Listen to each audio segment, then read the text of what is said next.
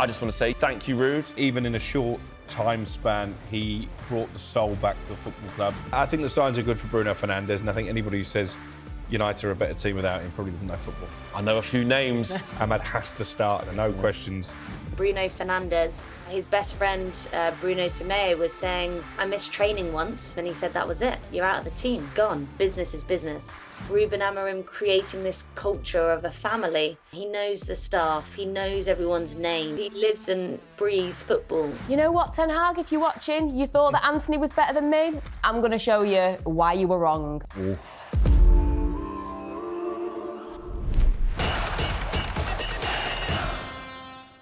Hello and welcome to Inside Devils, talkSPORT's Man United show, bringing you the latest news and reaction coming out of Old Trafford every single week. We're feeling positive today. We're back in the studio. Ruben Amorim has landed at Carrington. He has started work, even without a work permit technically. But don't worry, he's not breaking any rules. I'll tell you that right now. Joining me, of course, is talkSPORT's chief football correspondent, Alex Crook, and talkSPORT reporter, Angelina Kelly. We've got so much to get through this week, so we're going to kick straight off with talking about the weekend's display at Old Trafford. Ruud van Nistelrooy's last game. It wasn't a long time, but it was a good time. He stabilised us. He got us points. He didn't lose a game. And we beat Leicester 3-0. Clean sheet, more points. Ahmad special. Mazraoui brilliant. Ugarte was starting to see it. Over to you, Ruben. Yeah, enough said about Højlund and Rashford. But no, Crookie, I'm joking. We'll do the positives. We're on the first. positive. We will talk about that though. I think what you can say about Ruud van Nistelrooy, and obviously we'll get into the details of his departure, is that even in a short time span, he brought the soul back to the football club. He certainly brought the feel-good factor back. Listen, we don't know. Eric Ten Hag, if he'd stayed in charge, may well have won the same 3 games that Ruud did. I'm pretty sure we'd have lost to Chelsea with Ten Hag in situ. But 3 wins and a draw, a real buzz about the place again, emotional scenes at the end of the game on Sunday in front of the Stretford end. What more do you want? So I think all Manchester United fans wish him well. There'll be a little bit of sadness that he's not going to be part of the new setup, but I think we all probably deep down understand that, and so does he. Yeah, look, Amorim's coming in. Ruud, we know, has left. Crookie just said there that actually we probably thought that was the right decision. Right decision for Ruud to leave? Yeah, I think so. I mean, there's a couple of different ways to look at it. I think for Ruud van Nistelrooy himself, this has gone swimmingly for him. I don't think he ever took that Manchester United job like, I want to be an assistant coach for 5 years, because he's already been a manager. I think he thought, I'll come, and this is not being disrespectful saying this, I think he thought, I can come into this role, I'll either get given the job full time, I'll either get the caretaker role and put myself in a really good position because, you know, we're coming up to international break. This is kind of, you know, sacking season. Yep. You know, he's in a really good position. Or he thought, maybe I'll be a coach for a year or 2. If we can get things going with Man United, that still puts me in a good position because I could get a job. I was part of getting Man United back on their feet. So I think it couldn't have gone better for him. And I think he did everything that we needed him to do. You know, he got wins. We only dropped points against Chelsea. Going into all of those games, we were sceptical if we'd actually win any of them. That was the situation we were in. Yeah. So to win 3 of them is great. He got players scoring goals. So he kind of did everything that we needed him to do. But I agree, I just think that if he wasn't a club legend, we wouldn't even be having this conversation. It's just because he's a club legend. And I think that, you know, we need to give Amorim the best possible chance of success. And if that's having his core people in, then so be it. But I don't think Ruud van Nistelrooy will be sat, you know, crying, you know, rivers of tears about it, because it puts him in a very good position. And it wouldn't surprise me if there are some sackings lower down in the Premier League table that I'm not saying he would get the job, but that his name is probably going to now be mentioned, and that's probably what he wanted. Yeah, I mean, after the game, you know, doing our post-match stuff, you know, a couple of Leicester fans come over to me and they said, "Flex, you know what? Steve Cooper out, Ruud in." And I didn't really clock what he was saying at the beginning. And then I realised, and I thought, actually, you know what? With what you're basically saying there, there's some adverts there. I mean, look, he was touted for the Burnley job, which was a team that's probably looking to come straight back up to the Premier League. There's going to be, like, say, sackings further down the league. You know, you see what happened maybe at Southampton, maybe even at West Ham. You look at Leicester struggling. There could be opportunities for Ruud. And I thought, Ruud, Leicester.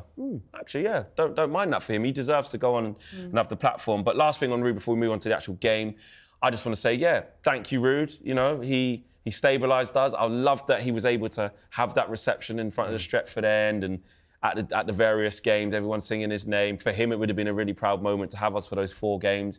We didn't let him down. The players stabilised. He just got his point across and said, this is what it means to be a Man United player. Let's keep things ticking over until the new manager gets here. And it was a big tick for him. On the game, Man United, fairly comfortable, dominated. There were some really good individual performances, some not so good individual performances. I want to start at Bruno. 250th game, a goal and a half. He scored because, till I saw the replays Should have been given to him, I think. Should have been given to him. It wasn't quite.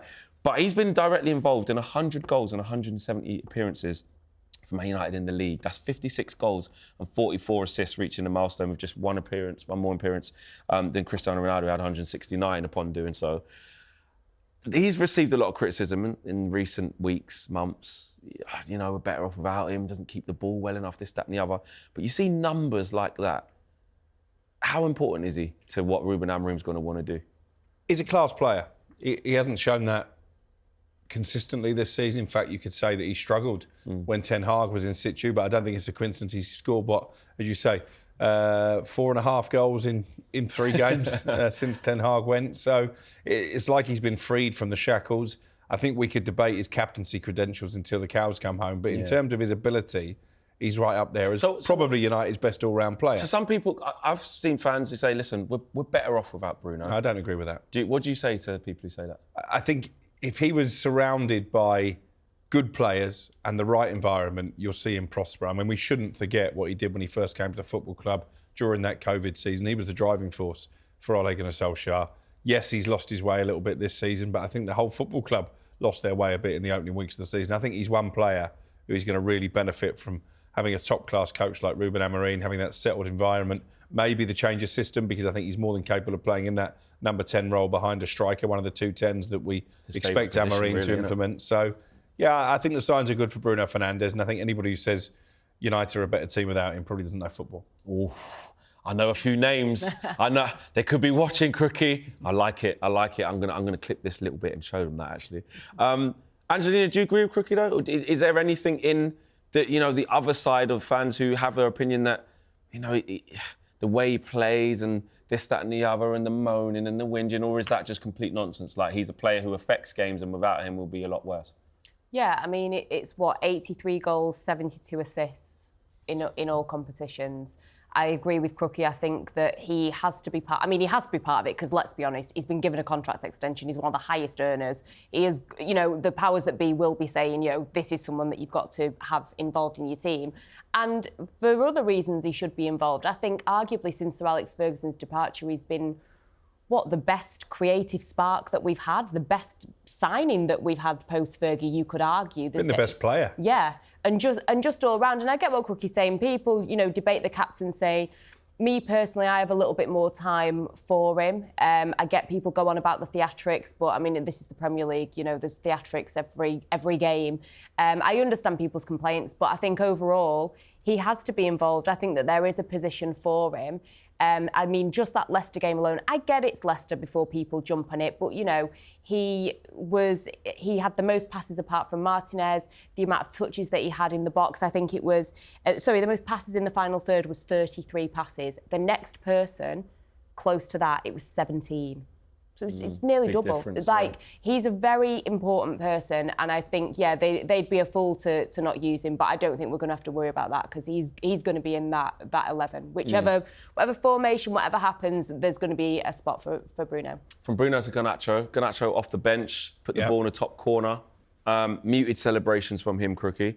Been receiving quite a lot of criticism in recent performances. Listen, he wasn't good against Chelsea. A lot of bad decision making. Wasn't good, particularly against Pauk. It happens, but here's a player who is our top scorer. He's got more goals and assists at the minute than people like Michael Olise, people like Bukayo Saka. Not saying he's better than these players, but just for context of where he is right now. Played an awful lot of games for Man United at a young age. Been asked to do a lot because a lot of senior players haven't done what they're supposed to do.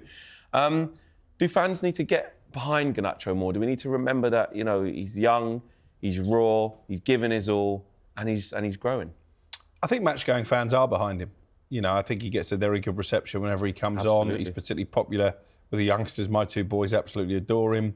I'm disappointed in some ways that he's allowed one individual who clearly is trying to make a name for himself and his own social media to get into his head in the way that he did. I understand he's a young player and you need to protect your young players, but I think also if you're going to play for a club of the stature of Manchester United, whatever age you are, you have to be thick-skinned enough, you have to be mentally strong enough to take all that and to answer in the right way. Now, you can say he did answer in the right way because he scored a fantastic goal. I think he's got all the raw materials to be a genuinely top-class player. And again, I think once Amorim comes in and he tutors him, I think we're going to see the best of Garnacho. But I was disappointed that he didn't celebrate in the usual manner in front of the Stretford end because of this one individual. I'm also disappointed that Bruno Fernandes actually felt the need to highlight it. I think as captain, and the other senior players in the dressing room should have been, put an arm around Garnacho, but say, come on, don't worry about this fool. Do you think that he remember all the other fans who do sing, Do you think he was maybe worried, maybe Bruno spoke about it because, I agree, because a part of me thought we don't really even need to speak about it, but did he maybe think, are people going to start questioning his heart for Man United? Like, maybe scrutinising it a bit more, so maybe he wanted to take the narrative away, I'm not too sure. But I agree with you, I think that it didn't really need to be brought up, but the way that they were all, around him and stuff. And I think for Garnacho, the thing that shows what a class act the guy is, there's also videos on social media of a little boy who was chanting his name for the whole game. End of the game. The guy's clearly not feeling great about himself. He goes, gives the little lad a hug, gives him his shirt, he's crying. That's exactly what it's about. And even the situation that we're all aware of, he was doing his bit, signing autographs for kids. You mentioned those stats, with Saka and Foden. His goals and assists are in the same bracket of Phil Foden, Bukayo Saka, Michael Olise, Kylian Mbappe. So some of the big names in European football. But he is between 2 to 5 years younger than them. He's only 20. These players are 22, 23, up to 25. Rafael Leao is also in there as well. And it's like, if he is keeping up with those huge names in a tumultuous situation. He's being switched from left to right to accommodate for someone who's not as good as him at the minute in Marcus Rashford. And he's still providing us with what we need. What more can you ask for from the guy? So I really hope that it doesn't, this international break, he manages to kind of shrug it off and he just continues doing what he's doing. Because for a 20-year-old, what he's achieving and the names that he's keeping up with, it's exceptional. Crookie, does he start under Amorim? Where does he fit in? Brilliant question. I don't think Rashford does, either in terms of the type of player he is or on form. I guess you could make an argument the way Højlund's playing that maybe Rashford's worth a go as a central striker, but we know that he doesn't particularly like that position. But there's a bit of a misconception, I think, that the 3-4-3 is going to be two wide players either side of a number 9. It isn't that, and I'm sure we'll hear from our Portuguese-based journalist later. It's two number 10s in behind a number 9. So clearly Bruno Fernandes is going to be one of those number 10s. I think Mason Mount, if he can get fit, actually could benefit from that system. As well, that position. Ahmad obviously is playing really well. So in terms of Garnacho, it's a difficult one. I mean, I think you have to try and find a way to accommodate him because I do think genuinely he's got all the talent in the world. But then that means, like you're saying there, Amorim's going to have to adapt because you can play a 3-4-3, which would be wingers either side of a 9, or the 3-4-2-1, which is like the 10s. And could you play Garnacho as a false 9? If you're talking about Rashford in that position, either or. If you're looking at Garnacho and Rashford, it can only be A or B. Either Amorim is going to say, well, they are traditional wingers. I've got to adapt here. I've got to adapt by having them high and wide with a striker. That's just what I've got to do. So I've got to have to. This club is built on wingers. And this club is built on wingers. So, and he talks about being able to adapt and being able to, change things and work out what a good manager can come in and work out what the right thing to do is. Either he's going to have a look at them in training or have a word with them and think, I can mould you into these inside 10s. Off the ball, I need you there. When we get the ball, I don't mind you going high and wide, etc. Maybe a bit of a hybrid system. Or he goes, nah, they're too good. They're too good of wingers for me to come in. This isn't Sporting. This isn't Trincao and the other guy, I can't remember his name. This isn't them. Who I've got here, they're high and wide. I've got to make this work. Angelina, how important is that for Amorim to do that? To sort of say, with what I've got, it's best that I have Garnacho and Rashford here, and actually maybe even Bruno might go one back. We don't know. How important is it for him to be flexible? Or should he just come in and say, no, this is what I want. if the players here don't fit into this, see you later. I think it all depends on what kind of mentality this guy has, but I feel like he's spoken already about how it's easier for him, I think, to come in and kind of do things his way and then assess it as he goes.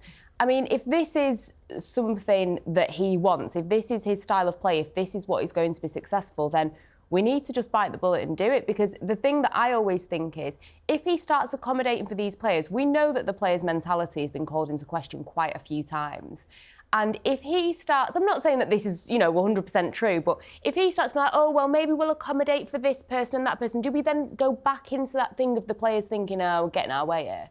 Yeah, he wants to play that formation, but he's changing it to accommodate us. Yeah, he's changing it to accommodate for us. We can still run this show. But could he be changing it for the better of the team? Could Amorim go, this is what will work with... I think it's why he changes it. If he changes it because of the players and they're not able to adapt and they're not happy about it, that's the wrong reason. If he gets there and he assesses these players and thinks how I can get the best out of them, then fair enough, let him tweak it. But I think it's got to be his decision and not the players' decision. Let's talk about Mazraoui, because 12 million, Crookie, absolute steal. He was excellent against Leicester.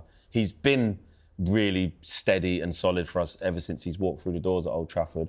You're talking about him potentially being a left wing back or right wing back or anywhere really. How important is he to Ruben Amorim, and how impressive have you been? Really impressed. I mean, he was probably the least heralded of the summer signings. Some of the most quiet, just, we've got this guy. But I think right from his first night at Old Trafford against Fulham, I thought, well, there's a player here. He was more progressive than Wan-Bissaka. He was strong in the tackle. He was committed. He was wholehearted and full of energy. And I think they're all the credentials and attributes that Ruben Amorim will look for. So I think the new manager and his system is made for Mazraoui. And at the moment, Manchester United as a club looks made for Mazraoui. I spoke to him, as you know, after the Chelsea game. I found him a very bubbly, upbeat, positive individual, which, considering what had been going on behind the scenes, maybe he could have been forgiven for being a bit forlorn, given the fact that Ten Hag signed him and wasn't there anymore. So I'm really positive about him. Hopefully it'll get the best out of Dalot as well, because, again, I thought he was poor at the weekend. He's struggling, isn't he? Yeah. Like, in general, and Ruud saw it to hook him. Like, Angelina, he's played an awful lot of games, Dalot. This is probably the negative side of the show. We've got to talk about it, because there's a few performances. We're looking at Dalot, Rashford, Højlund struggling. Let's talk about some of the struggles that we've got in the side. But on Dalot, fantastic last season in a really poor season for Man United. Played an awful lot of games. I don't know what you think, but when I look at him, I see someone who's like mentally and physically shot. I know he's better than what he's producing. He showed that, but like his touch isn't crisp, his anticipation and his reading of the game, which is usually quite sharp, it just doesn't seem to be there right now. Is it fatigue from him? Maybe it could be. I mean, he does seem a little bit tired. I get what you mean. He doesn't look as sharp as we're used to. I don't think that you completely write him off, because I think he's been a great servant to the club. But I think it's going to be very interesting to see what happens. Is this a case of, we get him back playing the way that we know, and is he one of those players that ends up getting moved on for good business if we're going to bring somebody else in? I'm not too sure. But I think that Amorim should definitely, I think we've got to wait and see how he works with him. But I think regarding those wing-backs, it's a massive debate and a massive discussion. And one thing that was in the back of my mind, because I was thinking about, Luke Shaw and Tyrell Malacia, who have gone. I don't know where Luke Shaw is. He's back in training. That's where he is. Allegedly. Malacia. We saw pictures. He's there. Malacia, I saw the videos of him hitting a punching bag, so I don't know if he's had a career change. I don't know what he's up to. But I look at somebody like, Harry Amas. He's 17 years of age.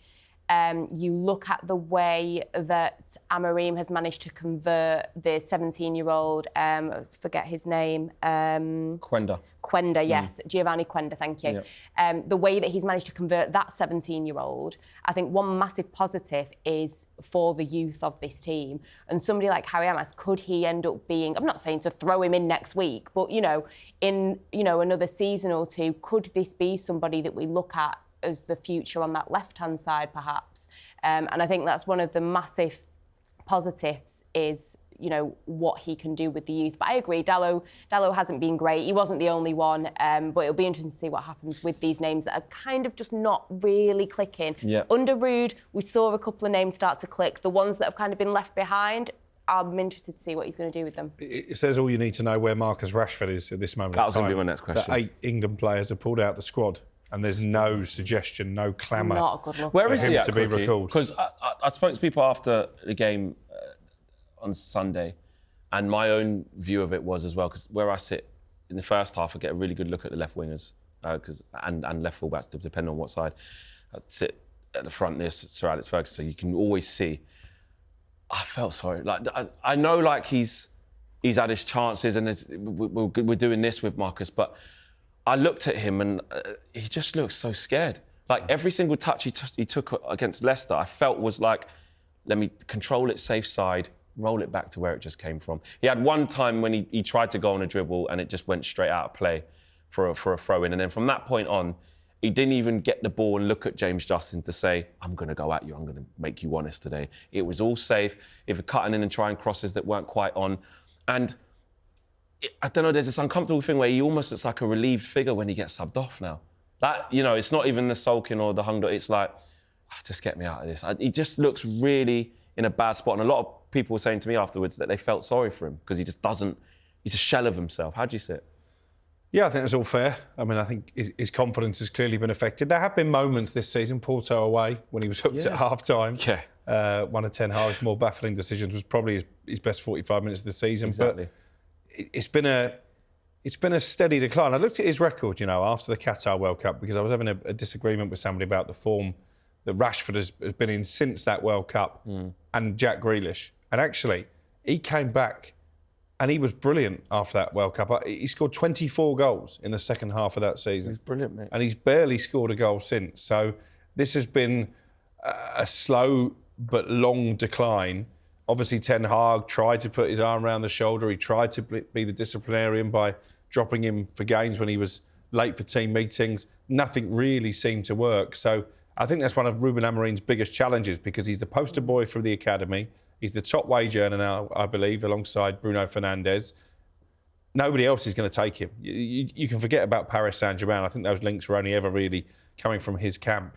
So Amorim's got to find a way to get him back to his best, or we're going to be talking in a few years' time about a career unfulfilled, and that would be really sad. But I do think maybe Marcus Rashford needs to look at what he's up to off the pitch. Is he keeping himself in the best physical condition to get the best out of his capabilities? That's going to be a factor as well. Angelina, can he do it? Is it a matter of fresh start now, clean slate? Amorim can come in and, because there's no doubt that a manager coming into this football club would see Marcus Rashford as a player that, I've got a player there, I can. Us as fans, we've gone on the journey of, might need something different. But I don't know what you think, but I think that Ruben Amorim will be excited at the prospect of working with Marcus Rashford. It's just whether he understands what Marcus Rashford is on the other side of that, and can he get something out of that? It's a hard one. In my mind, I feel like it's game over. Really? I feel like it's done.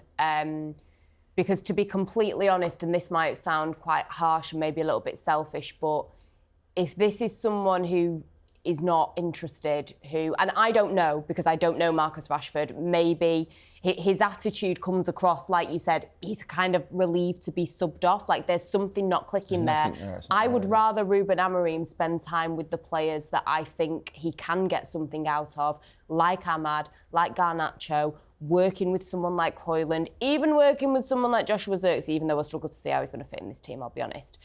Then I'm not going to say waste time with Rashford, but what else is there to do? I would rather him focus time on the people that we know we can get something out of. Maybe that's a little bit harsh, so looking at it at the other angle, it depends what kind of person Amorim is. Is he someone who does put an arm around the shoulder? Exactly. Is he going to sit down and have a meeting? But I feel like Ten Hag did that. He did. He got the best out of him in the first season, didn't he? And Ten Hag, even this season, clearly was playing him to try and help his confidence. And I think did his best with the situations that were going on off the pitch. That's one thing I'll say about Ten Hag. I don't think, he didn't throw him under the bus with any of that type of stuff. I really think he tried to protect him. And, how many more times can we go through this? And that's why I'm starting to think, you say it's time to cut the cord. I always say that, but I don't know how you cut the cord because, like you say, no one's going to want him and no one's going to pay those wages. So it's very sad. And the bottom line, if Ruben Amorim gets something out of him in that Ipswich game, he scores a hat-trick, I'll take it all back because I want Marcus Rashford to do well. Yeah, we don't enjoy seeing him like this. It's not fun, it's sad. And it's not a witch hunt, by the way, No. because he's not the only Manchester United player whose standards have slipped. Absolutely. But I think he's the one that we all thought was the genuine superstar. Everyone's that comes rooting with for him. pressure. But we all want him to do well. He's a United fan. That's what hurts me as well. Yeah. He's a Manchester United fan, and when I see him walk past young Manchester United fans and barely bring himself to acknowledge them, when I see him playing in that red shirt without a smile on his face, he's living out all our dreams. And it doesn't look visually like he is. Yeah. And lastly, in complete contrast, Amad Diallo. Amad Diallo. I mean, Angelina, he's been here a while. He's such a humble kid. Bided his time, gone on a couple of loans to Rangers and Sunderland, respectively, really well at Sunderland. He's just in his element right now, isn't he? Yeah, it's such a delight to see because I think I went into this season thinking this is going to be his season where he's going to need to show up or we're going to be asking questions of how many years has he been here? What have we seen? It's such a delight. It's such a delight to see him play, how much he enjoys it. Even, with the Leicester game, he doesn't even necessarily have to score, but he's still really effective.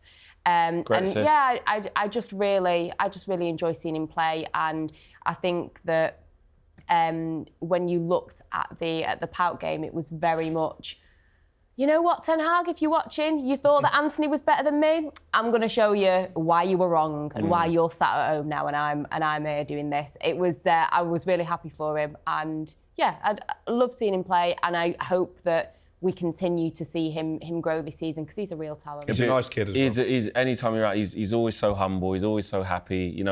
He's got many quotes now, sort of saying, "I want to stay here for a very long time." I think when we was on tour and he was in the presser, he said, "I want to stay forever." Is what he said. Bless him. So he's one of them, isn't he?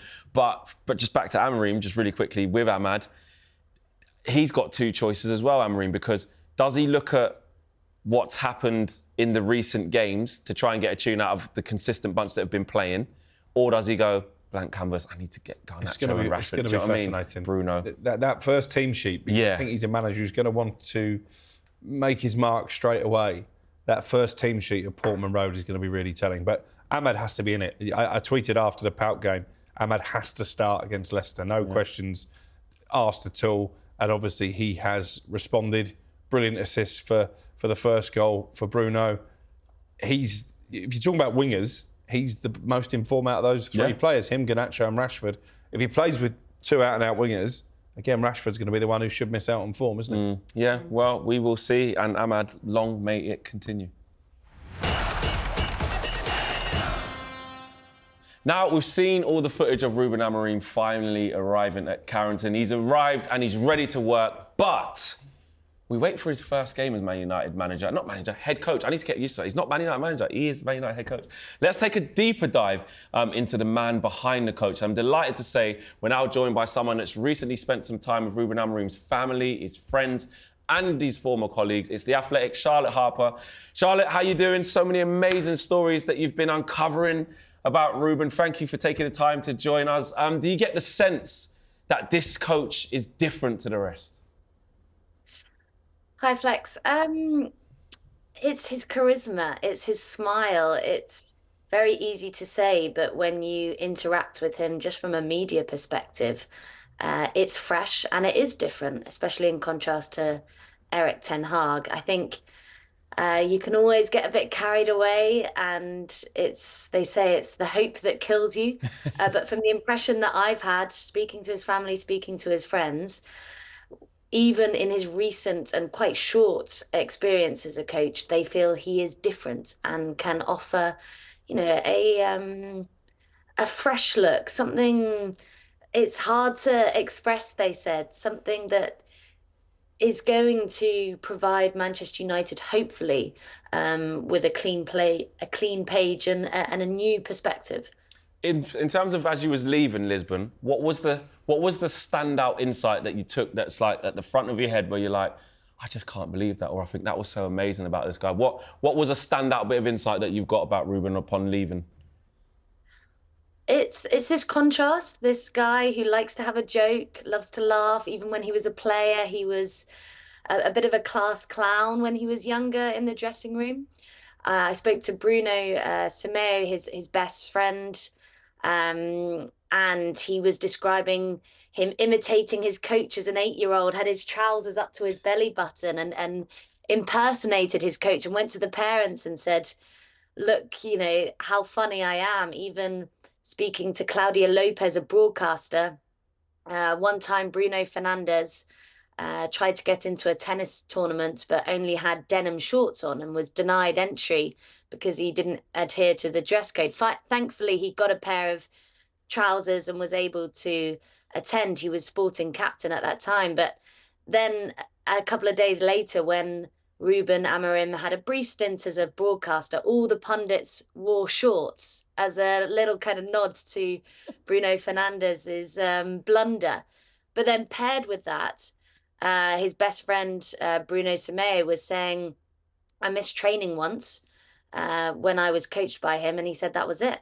You're out of the team. You're gone. Wow. So this kind of ruthless nature, very strict with the players, very honest with his communication. So how he couples that jokey, jovial, light personality, but when a job needs to be done, business is business. What we know about the Manchester United job is that it's the most scrutinised role in the Premier League. It's one of the most scrutinised roles in Europe. I know that he was a bit of a media darling over in Portugal. How can he translate that into an English press conference?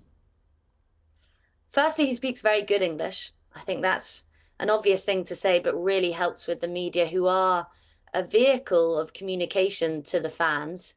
And his personality in press conferences, even throughout that whole drama from that week, he said, you know, quite relieved for this soap opera to end. So he has a lightness, and even in his last press conference on Sunday, there was a mutual respect between journalists and the coach himself. And I think he will continue to be that. Everyone who spoke to me, he said he's not going to change. He is who he is, and he's very grounded in his values. My question was, but can he cope with the pressure? And they said, oh, you know, he's had pressure as a player, as playing for Portugal, playing for Benfica, managing Sporting. There's the expectation to win. But Manchester United is a different level. That's kind of, you know, within Portugal, that pressure. But this is global at United. And, you know, we'll have to wait and see. Only time will tell. I feel like over the years, well, since Sir Alex Ferguson left, you know, everybody's been saying, you know, that it needs to be somebody that's going to get in there, you know, really crack the whip. And, you know, you've spoken about how he can be, you know, pretty brutal and pretty straight to the point, but also has this, you know, charismatic side.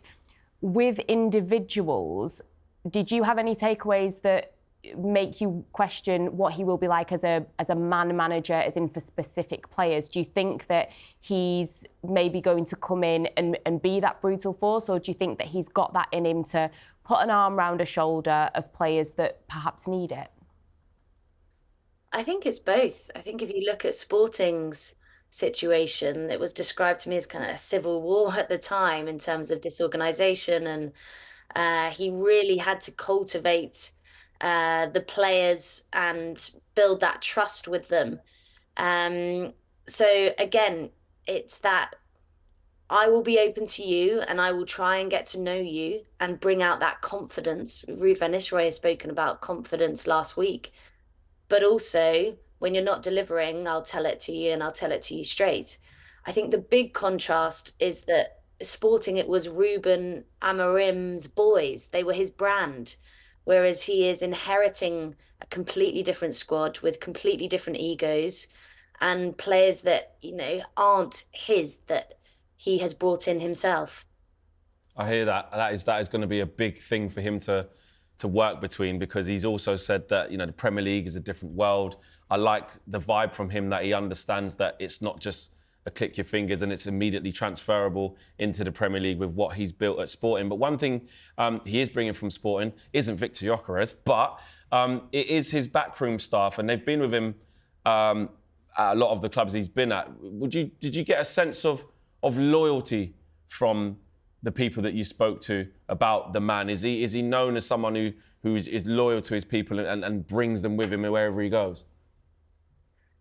I think you can see that. Yeah, the two assistants coming in who are from Casa Pia, so back 2018, they've worked 6 years from Casa Pia to Braga Reserves, then to Bragan, to Sporting. So they are a very tight-knit and also very young. But also he referenced Hugo Viana, who's obviously going to Manchester City as sporting director next at the end of this season. So very close relationships with people who will sometimes, smooth the edges if Ruben Amorim didn't quite get what he wanted, then there would be people around him who would make sure that is a slightly smoother process, perhaps. So yeah, definitely loyalty, and that's why I think Ruud van Nistelrooy has no longer continued with United, because Ruben Amorim has his coaching staff, trusts them, they have a process, and they stick to it, and they know how it works. And another thing, Charlotte, I wanted to ask you, this story about Ruben Amorim paying rent for one of the players at Casa Pia who couldn't afford to do it, and rumour has it, or the story has it, as you say, he still pays the rent now. Can you talk to us a little bit more about that story and the origins of that story? Yeah, so this player, as my understanding, has spoken to several people about this, is that this player wasn't in a good situation. He was struggling financially with his partner, who had children as well. And the authorities threatened to, take their children away from him and his partner because they didn't have the means to support them. And Ruben Amorim pays his rent and still does to this day. And I think that's a gesture that probably summarizes the man himself. The sporting director, or the former sporting director at Casa Pia as well, helped out. But that was part of Ruben Amorim creating this culture of a family. And yes, it was third tier, but Ruben Amorim came in and said, my players need to have these conditions. They need ice bars for recovery, and pushed the president to make sure that was provided. They would have kind of barbecues or dinners paid for sometimes by Ruben Amorim, not because he wanted to kind of show off or anything like that, but just to try and create a bond, a unity beyond the pitch. What type of guy is he away from the pitch? Is he someone who's going to embrace the community? I think Erik ten Hag did that, in fairness. You saw regularly him cycling around his village on the outskirts of Manchester with his wife. You compare that to Jose Mourinho, who infamously stayed in a hotel during his tenure. What's Amorim going to do in terms of his personal setup? I did ask about this in terms of hobbies, or how do managers switch off, and they said he lives and breathes football. I think his family is very important to him. He has 2 young sons, and that quality time is very precious, especially because he won't have a lot of time. But I think he's very grounded, and if there are community, opportunities, then I wouldn't be surprised if he lent into those. But he's also, there was a lot of comparison with Jose Mourinho and the special one, and Claudia Lopez, a broadcaster in Portugal who knew him back when he was a player, said, he's just quite a normal person who would sit and have a coffee just like you and me. But I imagine he's got a long list at Manchester United on that huge project. So time is a precious commodity for Ruben Amorim, and if he does have any, he will be spending it with his family. Erik ten Hag was criticised, well, he was criticised for a lot of things, but the whole, not having a defined style of play. Did you learn anything from your time out there as to what kind of football Manchester United fans can expect? Well, there's been a huge amount of talk about the back three, right? Bet you're sick of hearing it.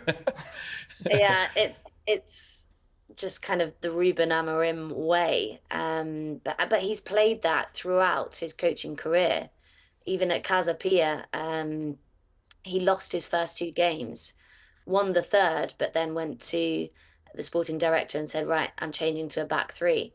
And for that time, it was quite innovative, quite fresh. And from then on, they went for an unbeaten run. But the fact that he's played that throughout his coaching career is a noticeable fact, but also how is that going to adapt to the Premier League, and is his in-game tactical changes going to be able to reach that level of the Premier League as well? I think, possession-based, wants to play dynamic football, high press, quick turnovers, and when you've got someone like Gyökeres banging in those goals, then that helps a lot.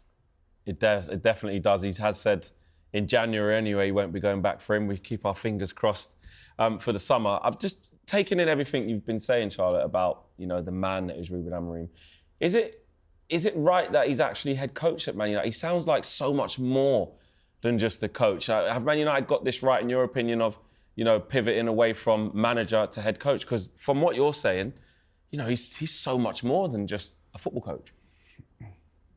It's a really good question. And I suppose a debate of what is a manager, what is a head coach? That might seem obvious that managers manage and head coaches coach, but this is in line with Ineos's philosophy, right, of a technical director and the hierarchy, for want of a better word. But I think you would expect a head coach to manage, and that's the personable side that I get from Ruben Amorim, that he's a very good person who brings people together and knows how people tick and how to get the best out of people, as well as being tactically and technically astute as well.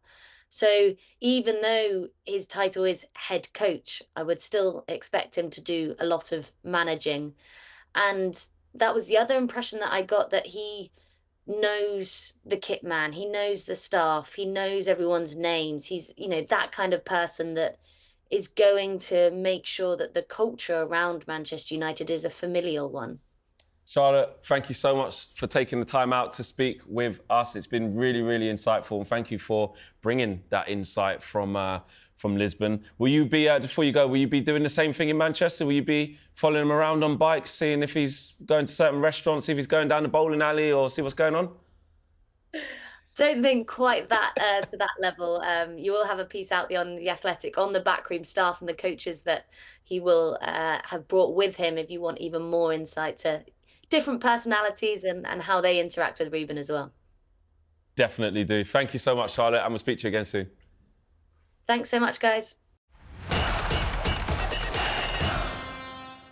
Now, to wrap up the show this week, we're going to have a bit of fun. That is what we are on, because we've got smiles on faces. We're going to be joined by Forever United TV host Adam Matic for the game of Keep or Sell. It's very, very simple. Adam, welcome back to the show. It's been a little bit of a turnaround in form since we last spoke, so I know you're excited about that. How excited are you actually for Ruben to begin? Like every other United fan, Flex, just looking forward to seeing a different style, a different type of football at Manchester United. I think we've all been craving a more attacking style, more exciting football for the last, 10 years now. And I can't wait for him to get started. And like you just said then, see what he can do with this squad, who's going to stay, and then looking forward to the summer and who he might bring in. Yeah, exactly. Like Rookie said, and we said here a little bit earlier, it's going to be fascinating to see what that team sheet is like at Portman Road. But, right, the game. This is how it's going to work. I'm going to list the members of the current squad, all right? And we all have to individually call whether Amorim should keep or sell that player over the next 2 transfer windows. So it's a big ask. It's a big ask. I'm sure we'll all agree and there won't be any disagreements, right? Right, let's go for this now. Johnny Evans, Adam, kick us off. Johnny Evans, he needs to be sold just simply because of his age, and United need to move forward. Thank you, Johnny. You've done an amazing job as an emergency pre-season signing under Ten Hag's era, but I feel like he pretty much epitomised the craziness of Ten Hag's era. In being that pre-season signing and then turning out to be United's best defender for the last season. So we have to move on. In 2 years, it'll be 38? Yeah. yeah, age for me over everything else. I love Johnny. Great servant to the club, model pro, but time to move on. Boo. Adam, I'm not going to lie, mate. Give him a pay-as-you-play. Keep him around. No? Stan? Come on, Stan? I can see where Adam's coming from. But Yeah.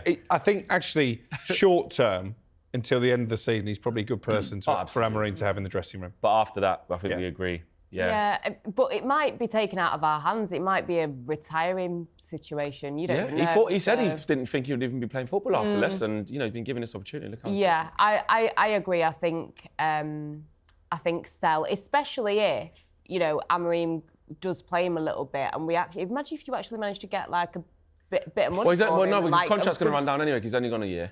So because remember we gave him another year from last year. So yeah, he ain't got years left like that. No. Joshua Zirkzee, Adam. Joshua Zirkzee, look, he's got his doubters right now, but like any player coming in under the Ten Hag era, I don't think anyone's had a fair chance. Maybe Ruben Amorim can figure a way of fitting him into this side, a different approach to things. I would never get rid of a player instantly like that just a few months into his United career. I always say give a player at least 2 years to see if he can adapt to Manchester United. If you aren't improving at Manchester United in 2 years, move on. I would keep Zirkzee. I want to see someone make something of him. And we've apparently got the best coach in town, so let's see if he can get anything out of him. I don't see how he fits in at the moment, but like we're fans. We're expecting our coach to show us that way. So hopefully Ruben can somehow get the better out of him. Crookie? No, it's a sell. Winston? It's a sell. Sell already? It's a sell for me. I just don't think he's at the level. Really? That simple? Angelina? I agree, and actually quite a few United fans that I've been speaking to, around the world Already? said, 11 games in. Listen, we've got, Ineos are in now. They're apparently ruthless. We need to cut the cord if it's not working. Yeah.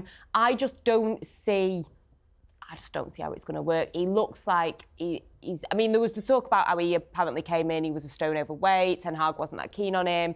Maybe that was one thing that Ten Hag got right, to not be keen on him. He just looks like he doesn't fit into the Premier League. I think back to Serie A would probably be best. Okay, very ruthless here. Right, we're going to quicken it up a little bit now. Casemiro, Adam. Casemiro, I think you have to... He's playing well at the moment, isn't he? Till the end of the season, yes, I'm happy with him to stay. Definitely don't get rid of him in January. But again, the age, we need to probably get someone who's got a bit more intensity in his game, like Amorim likes to play. So probably move Casemiro on. Agreed? Yeah. Yeah, we all agree with that one. Rasmus Højlund. Rasmus Højlund stays. I think he's the closest thing we've got to Gyökeres, especially this season. He's young. Let's not forget he's 4-5 years behind Gyökeres. Yep. And Gyökeres didn't progress until he was about 24. So time for Rasmus Højlund. I think there's still a future and a chance for him. A lot of critics on Rasmus. Agree with that, though? Yeah, I think you have to. They've invested so much in him. I mean, there's no other number 9s at the club, but I am very worried about his current form. Yeah, he is struggling a little bit. Adam, Diogo Dalot. Dalot stays for me. I think he was the most improved, probably one of the only players that improved under Ten Hag. This season, he's had a shocking start. I can't cover that up, but I feel like under Amorim, I feel he will progress again. He has been one of them reliable players for United, so I would keep Dalot definitely. Yeah, I agree with that. I think he's got to find some form, but also we never know. Amorim might want something different from his fullbacks, and we can't rule out him going good, but not for me. Marcus Rashford. No, I think that Marcus Rashford, he's been there how long right now? Yeah, Amorim might get more from him, but still, for me, I think it's time to move past Marcus Rashford now. The work rate is not there. And if you want intensity, why has it taken Ruben Amorim to get the intensity out of him? Why has he been given a chance? It sounds really harsh from my side on him, but I think we need to move past Marcus Rashford now. I think his time at United is done. I think personally he needs a change anyway, and I would bring something different in because I don't see how he gives you that intensity because he's not done it before ever for us. Big shout from Adam. Angelina, do you agree with that? Yeah, I mean, if you can sell him, then yeah, sell. Crookie? Yeah, reluctantly. I think we're going to have to. Again, my lad absolutely loves him. I really want him to do well and to be the player that I think is in there, but I'm not sure it's going to happen at United. I agree with Adam. I think actually pastures new, change of scenery. Okay. Adam, Anthony. I did the show on him this morning talking about how he might fit in as a wing back, possibly as an emergency this season. But I see the writing on the wall for Anthony.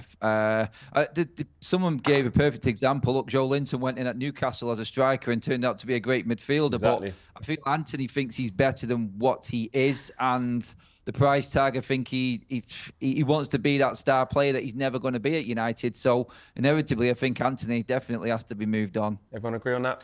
He's got no chance. I see a story. Okay. I saw a story today suggesting that he wants clarification on his future. Yeah. That conversation won't take long, mate. Wow. Okay, right. We'll keep it moving there. Skaven in the studio today. Skaven. Cookie, I think you should have that conversation with him. Christian Eriksen. Eriksen, I love him, but he doesn't fit the Amorim way. I think it was Romano who said this morning he doesn't see him fitting that intensity factor again. Yeah. It's not his game, is it? He's a bit more silky. And his contract runs out, so I can't see anyone over that age getting a contract extension under Ineos. I think it's inevitable. Gone. I think we all agree with that, don't we? Yeah. We had that story in the talkSPORT transfer notebook about a month ago. He won't be staying. No. Jadon Sancho, would he be coming back off loan from Chelsea? And a new, reinvigorated Jadon coming back through the doors that Ineos and Ruben Amorim are going to get their teeth into. How's he getting on at Chelsea? Nice. He's got a knock at the minute. Nice try, Flex, on that one. No, okay. See you later. Off. That ship sailed a long time ago. Haven't Chelsea got to finish 14th or below? Yeah. What for him to 14th or above, isn't it? 14th or above for him to stay at Chelsea. Right, okay. If they finish below 14th, then they don't have the obligation to buy. Right. Okay. It's just not going to happen, is it? Obligations to buy or not. Yeah. No. Okay. Here's an interesting one, Adam. Harry Maguire in a back three. Harry Maguire this season in the back three, yes. Help out, rotation, keep that intensity factor up. But at the end of the season, contracts out. Again, time to move forward, bring in another centre-back. Give me Diamande from Sporting as instead of Harry Maguire. That's where I'm going with it. Thank you, Harry. You did better last season. But I think, again, age, we have to move forward. Should Man United trigger his extension to get a little bit of value so when he gets to the summer, he doesn't go on a free? Well, I don't think they should trigger it on the current wages because they're not going to get that value back because, as we know, they've got to, isn't it? If you trigger the extension, it has to be on the same. Yeah, I can't. So let him just go for free. I think so. Again, I think it's about levels. Is Harry Maguire going to get this football club back to the level we want to be at? And the brutal answer is no. But I was thinking more of like what they did with Fred, more like what they did with Scott, like trigger it so that, okay, you've got to pay them wages till the summer, but then you can get something. But you're saying no, just cut ties. Is that what we're saying? Okay. I think so. Cut ties, all right. He's not brutal, which is what we need. Victor Lindelof, Adam. Yeah, see you later, Victor. Same with Harry Maguire. It sounds a bit harsh for me laughing there, but he's actually come in and been useful a little bit this season when needed. But again, he's part of that crew at Manchester United that have been there for way too long. It's time to cut them. It's time to get rid and move past it. Like, what was Victor Lindelof? Jose Mourinho? Yeah. That tells you everything you need to know. And what have we won in that time? Not a lot. Part of the problem, not good enough, too soft for the Premier League for me. And yeah, same as Maguire, he's going to have to go on a free because 120 grand a week wages, you're probably not going to get that value back if you try and trigger anything. No, I think he's gone anyway. I think he's gone. Contract's actually finished, isn't it? Yeah. So I don't know, though, because him and Amorim actually played together, so maybe he's going to give him a bit of a shot for old time's sake. New lease of life. All right, let's wrap through these last three really, really quickly. Luke Shaw, Adam. Luke Shaw, no, time to go. Who is Luke Shaw?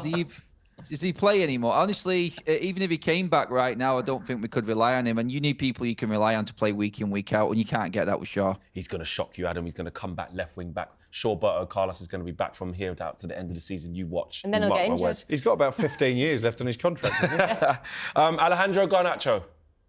Oh, that's a silly one. Yes, Easy. The future of this football club for me. Perfect. Definitely keep Garnacho. Yeah. And lastly, Mason Mount. Mason Mount. Oh, I keep that's a forgetting testy about one. Mason Mount. Where is he? He's back. But He he's came on on the- for he's 10 on the minutes be- against Pauk. Yeah. Do you know what, Flex, on that one? If he can stay fit for the rest of this season, I keep him. But if we have the same sort of season as last season, and then it goes back to what Angelina said, who will buy an injury-prone player? So you want to get rid of him, but you probably can't because of his injuries. But if he stays fit, he's got that intense factor. He's a good player up top. He could be does perfect press. for Ruben Amorim if he stays fit. Good. That's it. He's got to stay fit, though. That's the $1 million question. It's the same Keep question him we if he keep can asking stay about Luke Shaw. fit. Yeah. Agree with that, Crookie? If he can stay fit, stay. Yeah, as I've already said, I think if you're looking for two number 10s and he's fit, then he'd be perfect for that. Yeah. Okay, well, that's all we got time for on this week's episode of Inside Devils. A big thank you to Alex Crook, Angelina Kelly, Charlotte Harpur, and of course, Adam right there, who's just been joining us there from his studio. Very, very scathing from him. We'll see you on the next episode next week, guys. Take care.